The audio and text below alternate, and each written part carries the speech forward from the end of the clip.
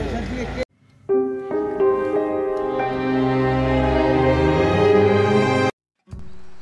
Morning বন্ধুরা, টিনার লাইফস্টাইলে তোমাদের সবাইকে অনেক অনেক স্বাগত। তো আগের দিন সকালবেলায় আমি মাম্পা স্কুলে গেছিলো, একটু ছাদে ঘুরছিলাম বলে আমাদের বাড়ির চারপাশটা একটু ভিডিও করে তোমাদের দেখালাম। বন্ধুরা দেখতেই পাচ্ছ ওই যে নারকেল গাছ, ওই দিকে অবধি আমাদের জায়গা। এখানে দেখো বড় বড় ঘাস হয়ে গেছে। ওখানে আমাদের পুকুর আছে, পুকুরে এখন বেশি জল নেই, অল্পই জল আছে। তা একটু তোমাদের সাথে শেয়ার করলাম বাড়ির চারপাশটা। সকালবেলায় আমি যখন ছাদে হাঁটাহাঁটি করছিলাম, এটা আমি আগের দিন তুলে রেখেছিলাম ভিডিওটা, তাই তোমাদের ভিডিওর সাথে জুড়ে দিলাম। পরের দিন আবার আমার সকাল থেকে কাজের ব্যস্ততা শুরু হবে, তোমাদের সাথে শেয়ার করব।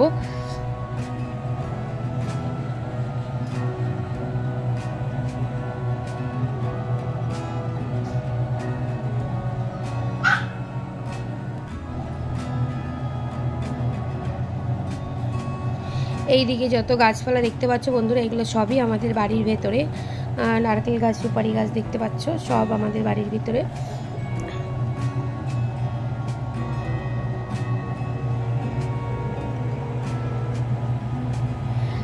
আর সকালবেলায় সত্যি কথা বলতে বন্ধুরা, দারুণ পাখি ওড়াউড়ি করে আকাশের ওপর দিয়ে, খুব সুন্দর লাগে দেখতে।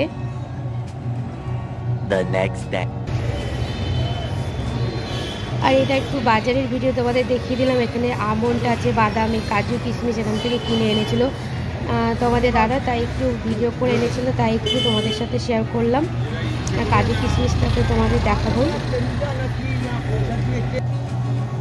এই দেখো কাজু আর কিশমিশ নিয়ে এসছে বাজার থেকে, আর আলু, পেঁয়াজ, মানে যা যা লাগে, আর মাটন ছিল, সব কিছু আনা হয়েছে, তাই একটু তোমাদের সঙ্গে শেয়ার করে দিলাম ভিডিওটা।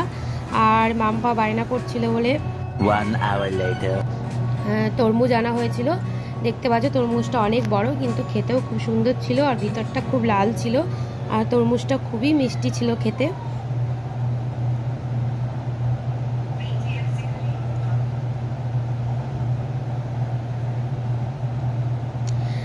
গরমকালে তরমুজ খেতে কিন্তু বন্ধুরা সত্যিই খুব ভালো লাগে, আর মাম্পাও খেতে খুব পছন্দ করে।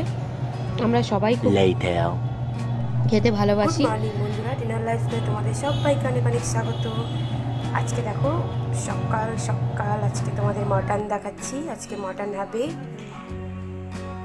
এখানে আলু কেটে রেখেছি, এখানে উচ্ছে ভাজা হবে।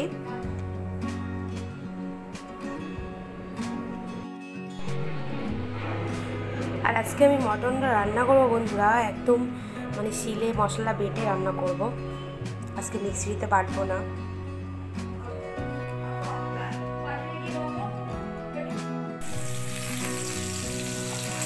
তা বন্ধুরা দেখতে পেলে আগে একবার গুড মর্নিং, ওটা আগের দিনের ভিডিও ছিল, আর পরে আমি সকাল থেকে গুড মর্নিং বলে আমি এই যে শুরু করেছি মটন রান্না করা। তোমরা তো দেখতেই পেলে আলুগুলো আমি ভেজে নিচ্ছি লাল করে, আর আমি সব মশলাগুলো মটনের সাথে কষিয়ে রেখেছি ভালো করে, মটনটাকে ধুয়ে পরিষ্কার করে, আর শিলে মশলা বেটে নিয়েছি, সেটা তো শুনতেই পেলে তোমরা। এখানে আমি ধনের গুঁড়ো, জিরের গুঁড়ো, লঙ্কার গুঁড়ো, আদা বাটা, রসুন বাটা, আর অল্প পেঁয়াজ কুচি, আর হচ্ছে কাঁচা লঙ্কা বাটা দিয়ে আমি মশলাটা মটনটা মেখে রেখে দিয়েছি। আর এখানে কিছু পেঁয়াজ ভেজে নিয়ে আমি এর মধ্যে দিয়ে কষিয়ে নেব মটনটা। তো এরপরে আমি মটনটা এখানে দিয়ে ভালো করে কষিয়ে নেব। তা বন্ধুরা যদি তোমাদের ভিডিওটা ভালো লাগে অবশ্যই একটা লাইক করো, কমেন্ট করো, শেয়ার করো, নতুন বন্ধুরা অবশ্যই সাবস্ক্রাইব করে দিও, আর পাশে থাকা বেল আইকনটা অবশ্যই টিপে দিও। এই যে দেখো মটনটা আমি কষাচ্ছি,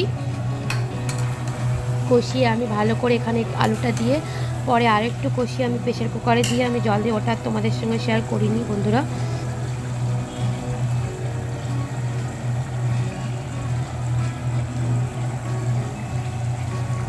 আর প্রেসার কুকারে মটন দিতেই হয় একটু সিদ্ধ হওয়ার জন্য।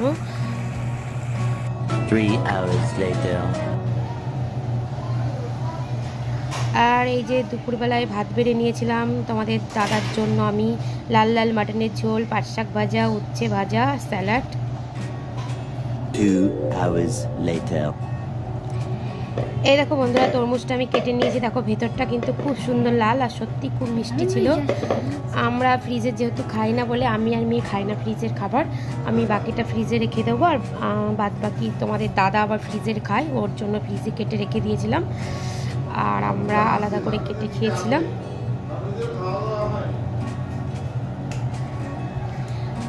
তোমরা একটু মাম্পাকে দেখতে পাচ্ছিলে, মাম্পা আমি যখন কাটাকাটি করছিলাম তখন মাম্পা বসেছিল ওখানে। তরমুজটা যতক্ষণ না কাটা হচ্ছিল ওর মনে শান্তি হচ্ছিল না, যে মা কাটো কাটো অনেকক্ষণ ধরে আমাকে বলে যাচ্ছে ও। তো বন্ধুরা আজকের ব্লগটা আমার এই পর্যন্তই। এরপরে আরও একটা সুন্দর ব্লগ নিয়ে তোমাদের সামনে আসবো। তোমরা ভালো থাকবে, সুস্থ থাকবে। এখনকার মতো টাটা।